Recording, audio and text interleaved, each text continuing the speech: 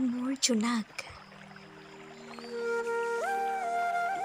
এতিয়া মোৰ কাহিনীত তেওঁ আছে। এতিয়া মোৰ জীৱনৰ আন্ধাৰতো যেন পূৰ্ণিমাৰ জোন আছে। নিসংগতাৰে ভৰি থকা উকা পাতবোৰত এতিয়া তেওঁ সানি দিয়া ৰং আছে। মোৰ ভয়ে ভয়ে লিখা কাহিনীত এতিয়া তেওঁ দিয়া সাহস আছে। নিঃশব্দ এই ওঠতো যেন হেজাৰ শব্দ লুকাই আছে। মৌনতাৰ ভাষা বুজিবলৈ এতিয়া তেওঁ আছে। বন্ধ কোঠাৰ কোনোবা কোণত যেন এখন দুৱাৰ খোলা আছে।